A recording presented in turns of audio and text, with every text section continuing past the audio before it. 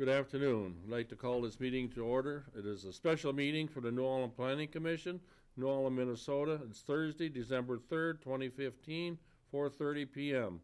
We have 7 items on the agenda today. Item 1 would be to approve the minutes of the October 29th meeting. I'll make a motion to approve as published. Second. I have a motion and a second approving the minutes as published. Any further discussion? All in favor? Aye. Aye. Opposed? Motion carried. Item 2, this is a public hearing. Consider the application of Jeff Bertrand on behalf of the New Ulm Public Schools requesting a conditional use permit to place a special purpose fence on the property legally described as Lot 1, Block 3, Eagle Addition, street address 1600 Oak Street. Okay. The subject property is zoned R1, single-family residence district. Notice of the public hearing has been sent to all property owners within 350 feet of the subject property. One thing I'd like to note about the street address is that 1600 is the address of the school building.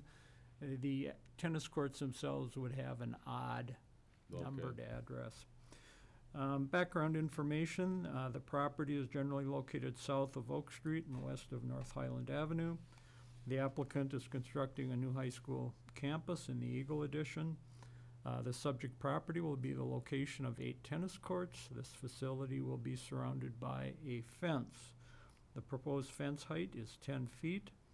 This height is acceptable for those portions of the fence located outside of any setback areas.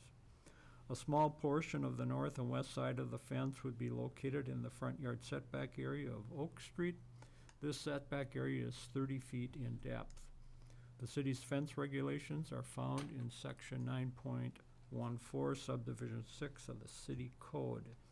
These regulations limit the height of a fence in a front yard setback area to 4 feet in this location.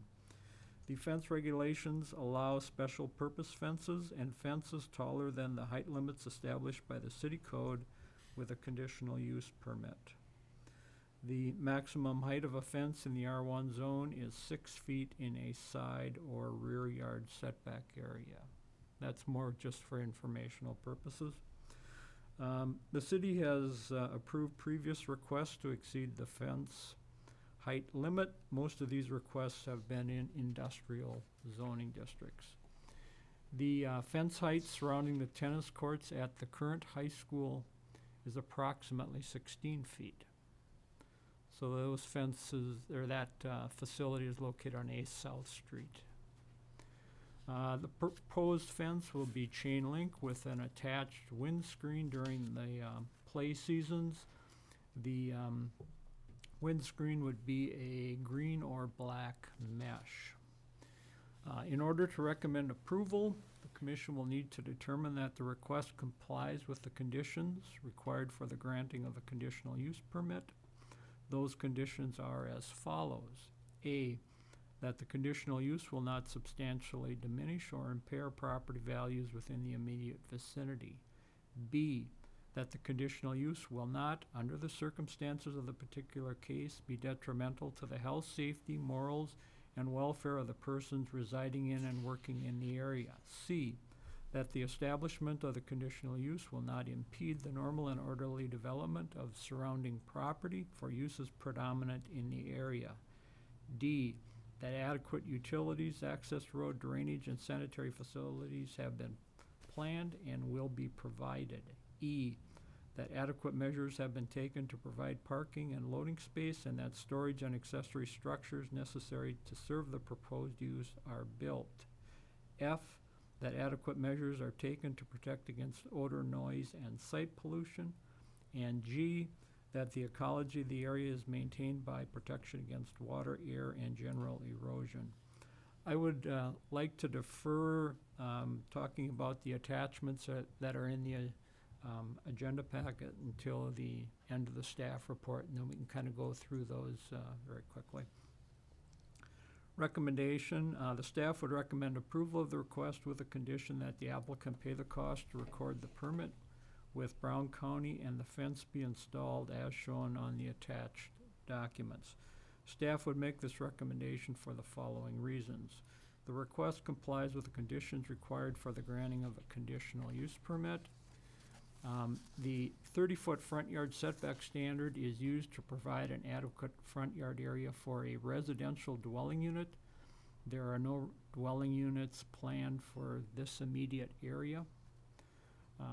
On this side of the street, until we get to the diocese property to the south, there aren't going to be any of those kind of structures. A tennis court facility is a unique use in an R1 zoning district and is a common accessory use to a high school campus. The tennis court facility parallels North Highland Avenue and has a rectangular configuration. Oak Street, however, curves to the south, and the conflict occurs in the curve area. The impacted area is fairly small. There are no curb cuts or structures other than the tennis courts on this side of Oak Street. As a result, the fence will not obstruct vehicular movements and would maintain acceptable visibility of the street and sidewalk areas. It is not possible to realign Oak Street at this time to accommodate the fence. The usual height of a tennis court fence is 10 feet. That appears to be the kind of standard in the industry that at least I could find. And then finally, a 10-foot fence would avoid having tennis balls hitting pedestrians and vehicular traffic on Oak Street. So it also would serve kind of a safety reason. So looking at the attachments, you'll excuse me as I get to that section. We first have the application.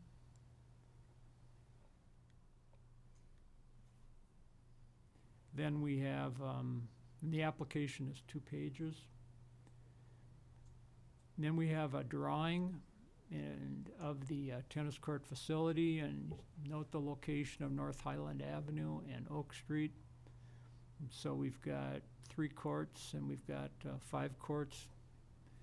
And you can see that cross-hatched area. That's the area that is inside of the front yard setback. If you don't see something that I'm referring to, please stop me and we can make sure that. Roll on them. Okay.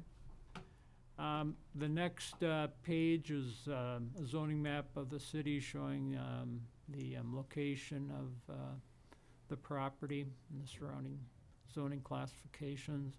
Then you have a more detailed drawing of this, the fence area and the requested conditional use permit. So kind of working from the outside of the this particular page to the from the left to right, maybe would be a better way to describe it. You see Oak Street, then we have a sidewalk, then we have the front or the property line, and then the light dash is the front yard setback area. And so that solid black line represents the location of the fence. So from the corner of the fence to the property line, that's approximately 11 feet. And you notice the distances that it's within the front yard setback area on the north side, and then also on the west side of the fence. Then there are 2 photos, and I kind of have labeled them photo 1. Photo 1, you are standing on the approximate fence line. So what we have identified is a fence corner location. And so where you're standing, just looking straight ahead, you're looking down the fence line at that location. And then the second photograph is taken from out in the street. It shows, the curb and gutter, a sidewalk area, and then you can kind of see the approximate location of the fence corner. And that's the corner where we're looking for the conditional use permit, right? This on Right. this picture? It's, yeah. So if you look at photo 2 and you move towards that light pole, you would move towards that approximately 14 feet. And then from that, where that arrow is, kind of where those piles of sand are, if you move 40 feet, that would represent kind of that area.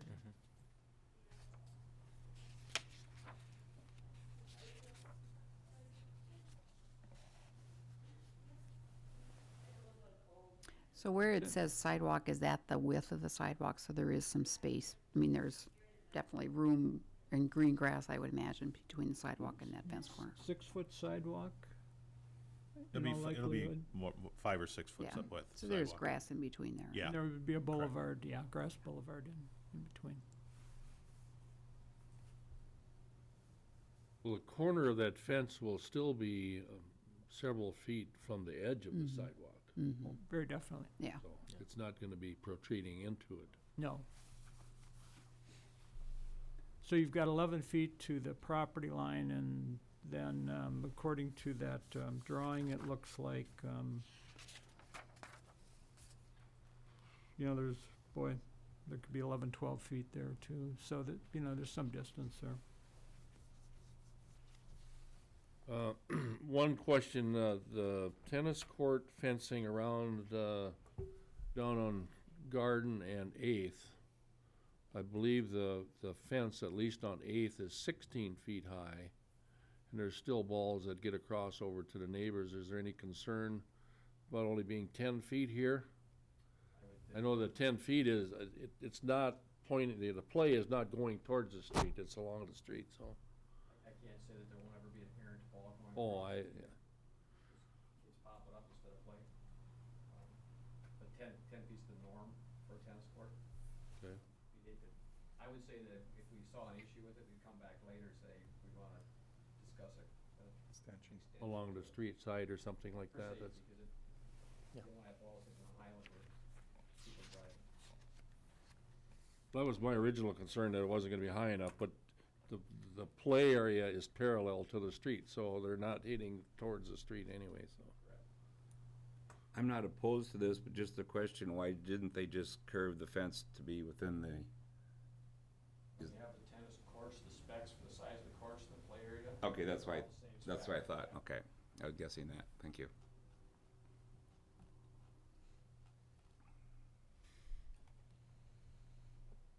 Anyone else?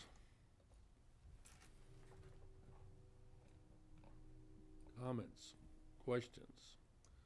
If not, would entertain a motion. I'd offer a motion to approve. I'd second that.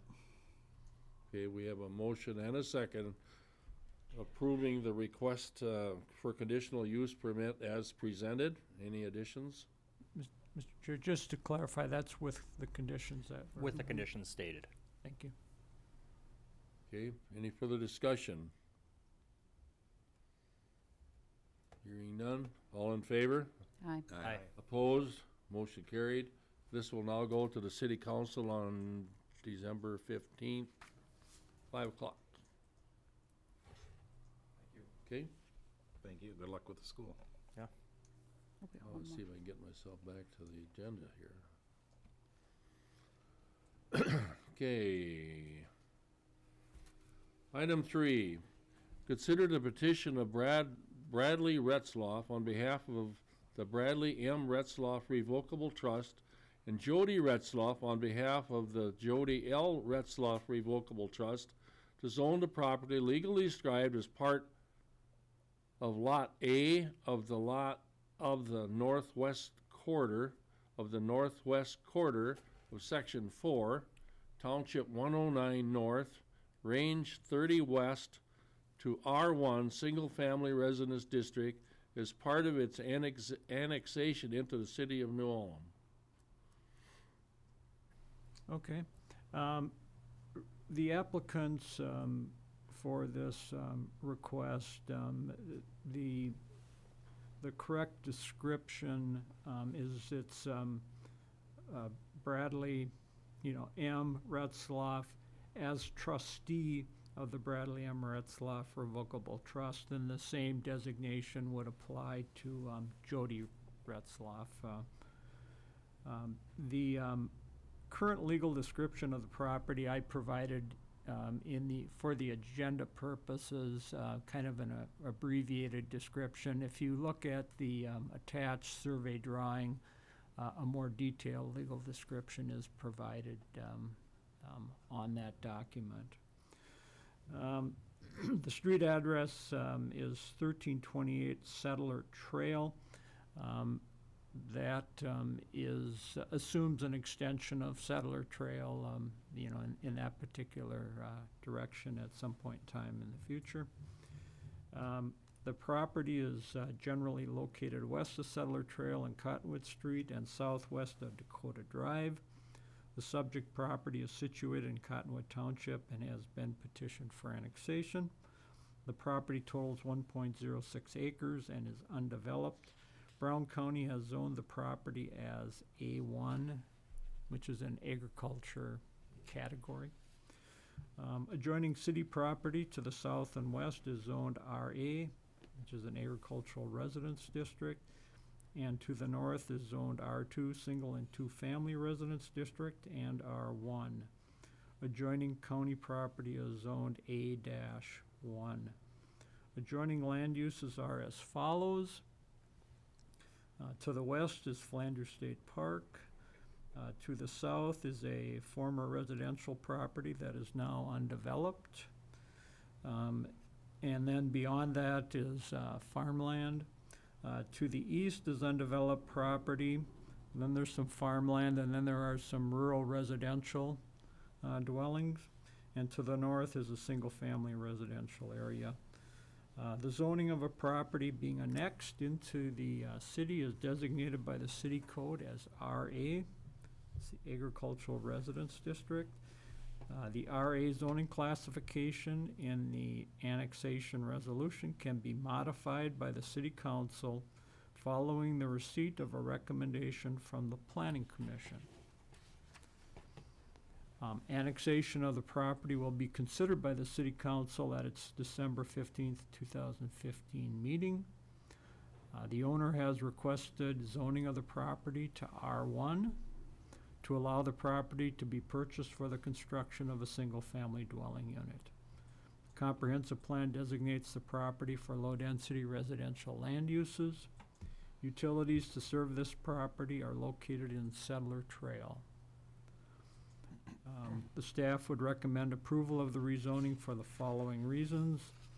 The proposed R1 zoning is consistent with the city's comprehensive plan land use designation for the property. Municipal utilities are available to serve the property. Single-family residential properties are located to the north of the property and adjoining Cottonwood Street. Rural residential properties are located to the southwest. And the property is a suitable location for a residential development. The one condition is that the property needs to be annexed. If you look at the attachments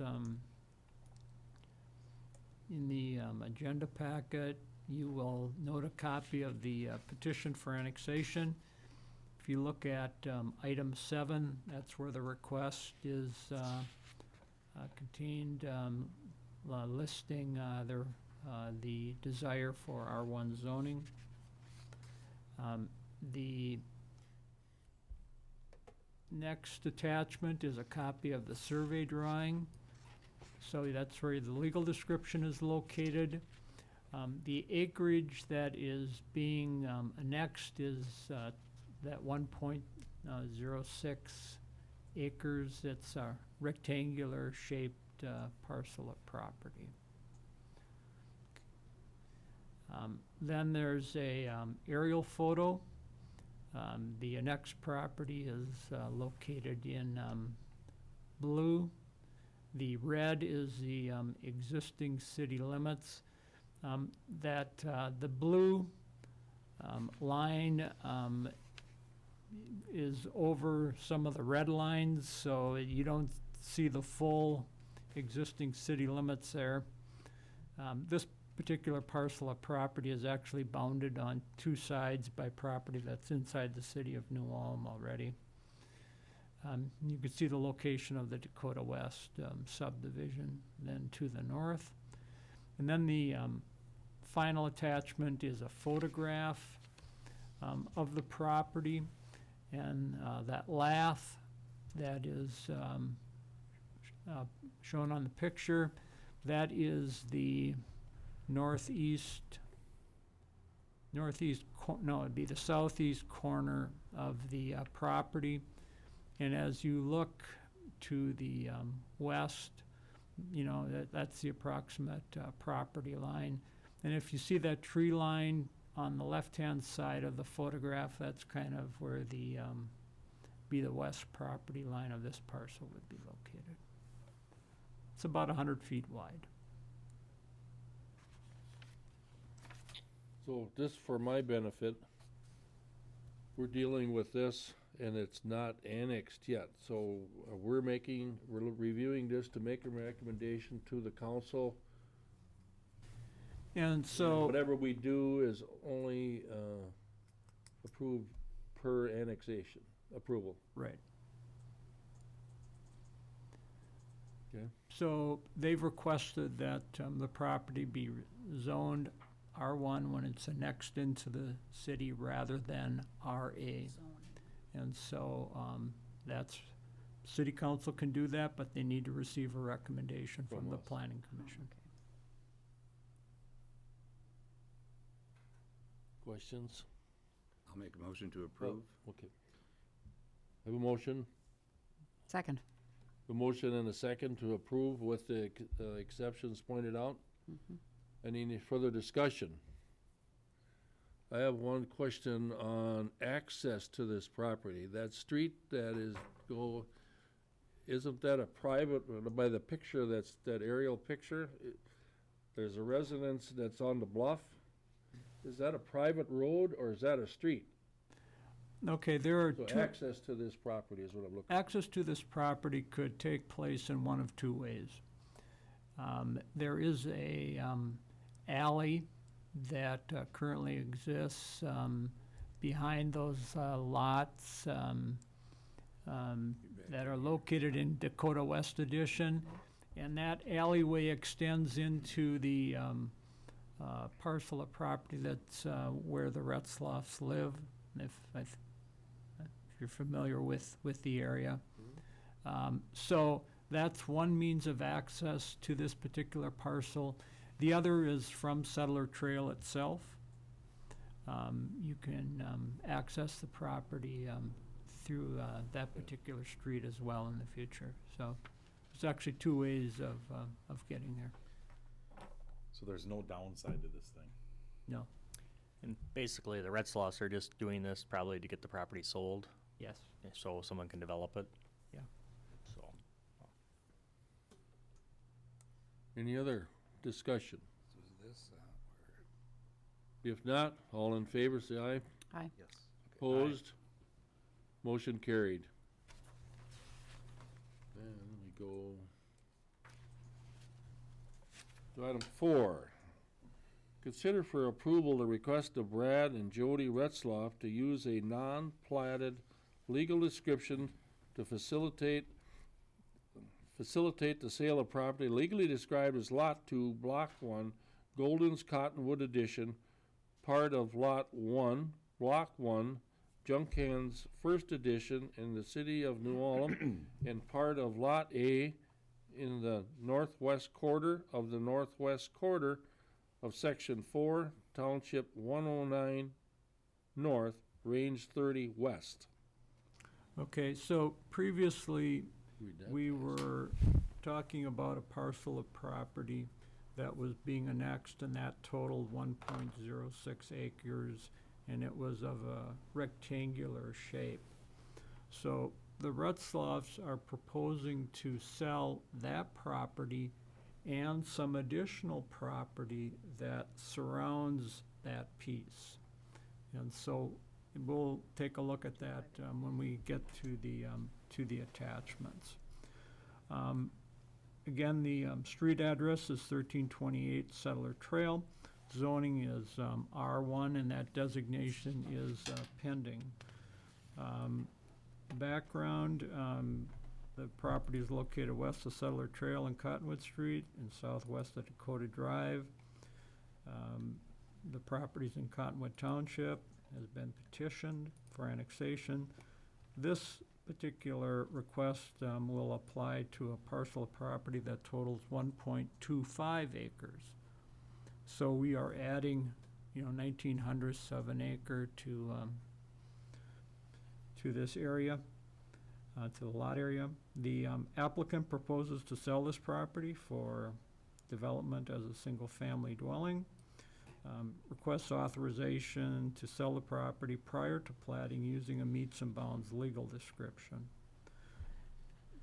A meets and bounds legal description is one in which you describe the parcel of property using direction and distance rather than describing the property using a plat document which has a simplified legal description.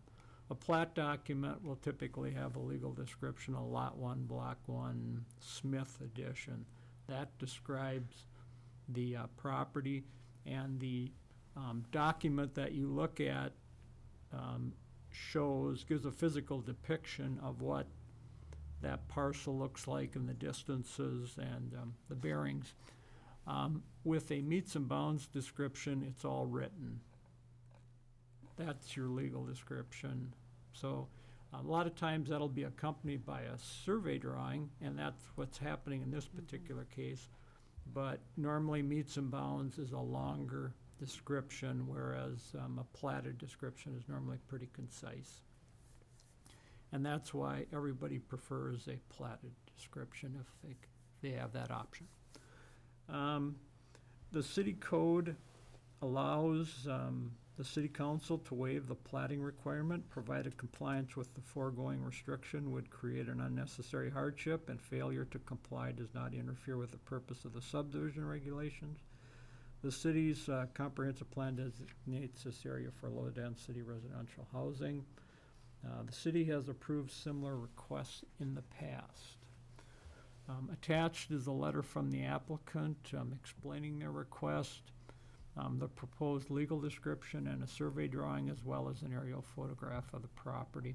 It's the same aerial photograph that we looked at previously. Staff would recommend approval of the request since the sale would facilitate future residential development in this area. Approval should be subject to the following conditions.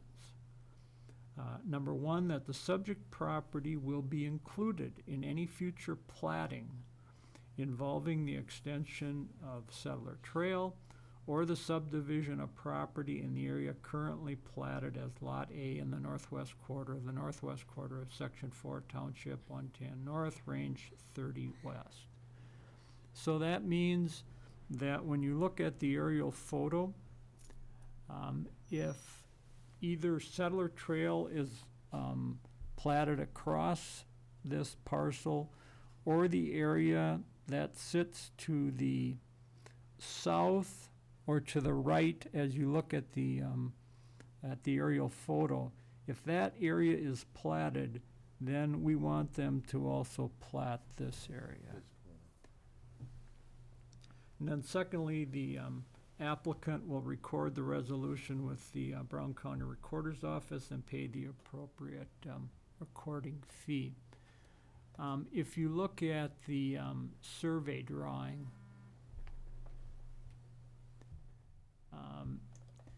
the reason that the parcel is expanded is on the left side of the survey drawing, there's a triangular piece that has now been included in the parcel. And if you look towards the top of the drawing, they've taken a portion of vacated Boundary Street, which is currently part of Lot 1, Block 1, Youngkin's First Edition, and that is being added to this parcel as well. So that's how we get to 1.25 acres.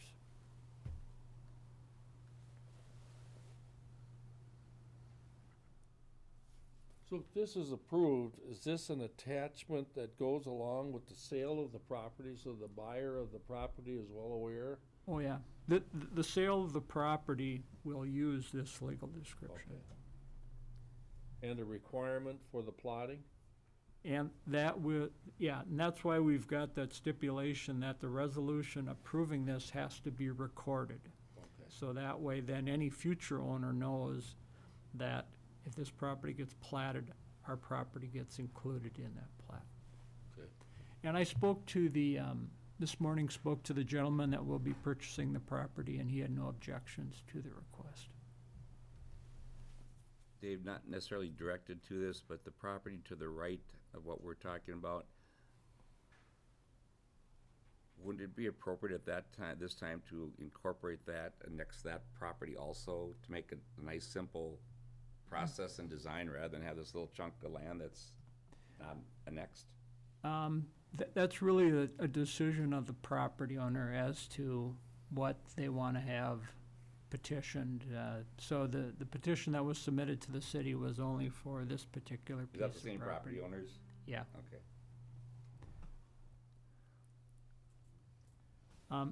Just for your information, if you look at the aerial photo, which is the last attachment, if you look at Cottonwood Street as it comes up the hill, I think we're all probably familiar with the fact that there's a couple of pretty sharp turns in the road there.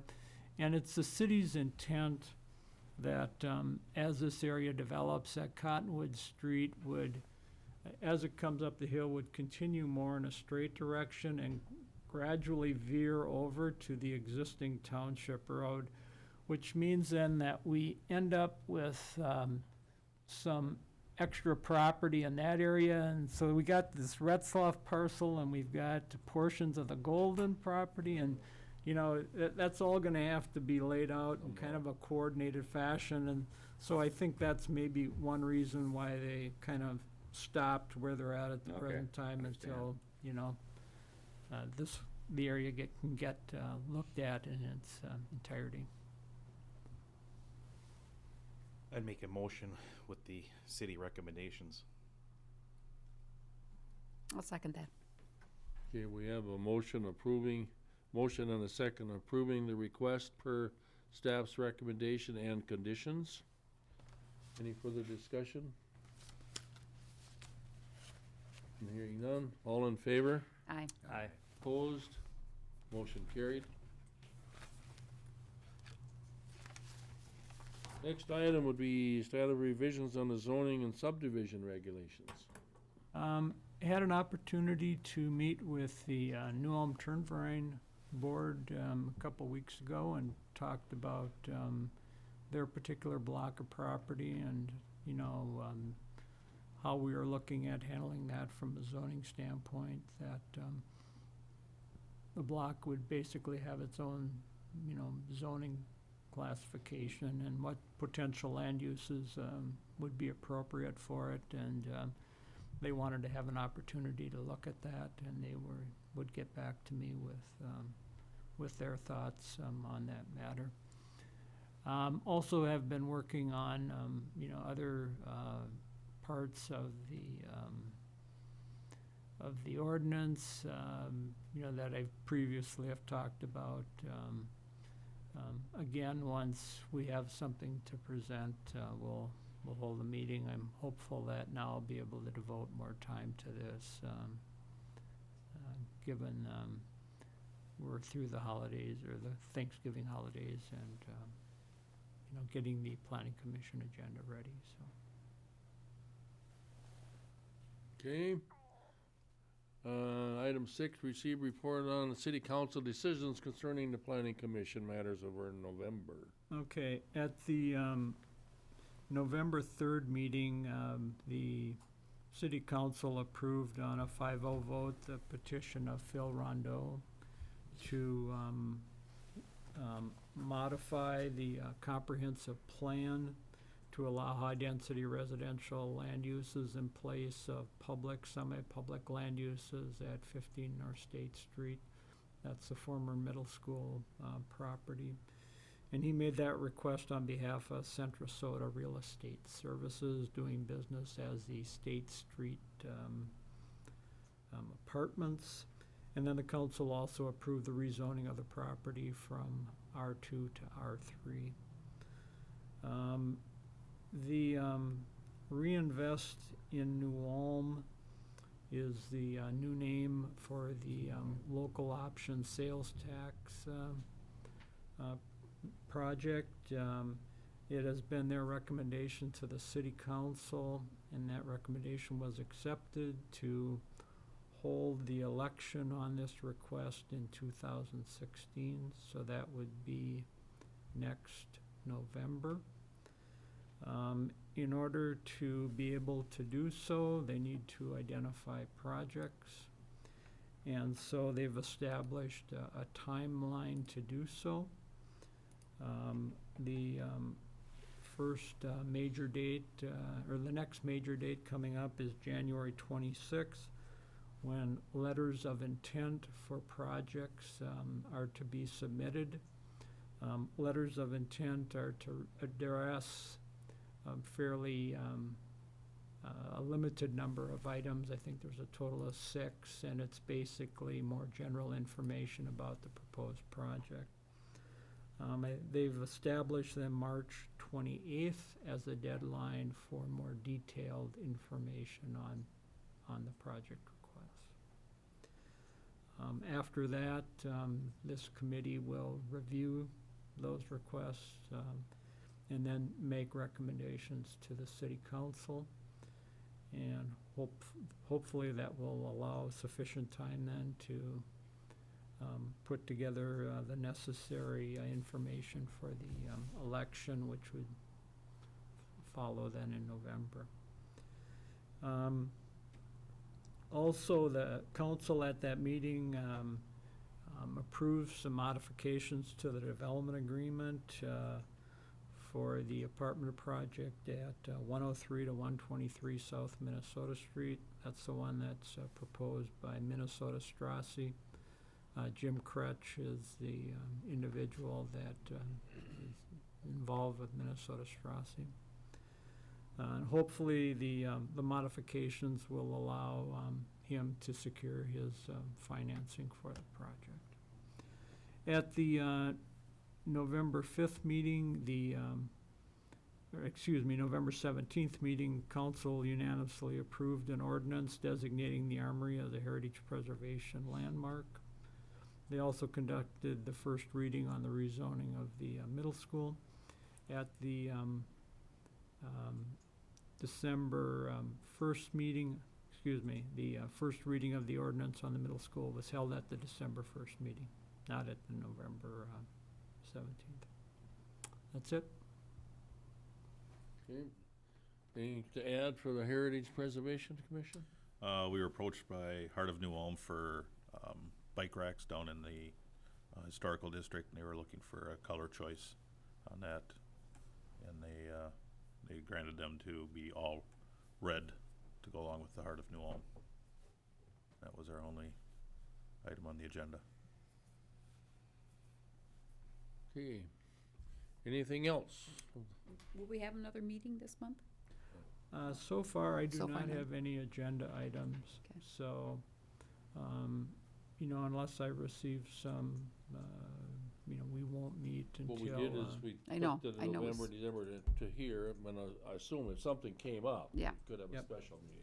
And I think we were looking at December 29th, Wednesday. but we haven't polled the commission about that. So if we get something, we'll have to poll you to see if we can find a meeting date.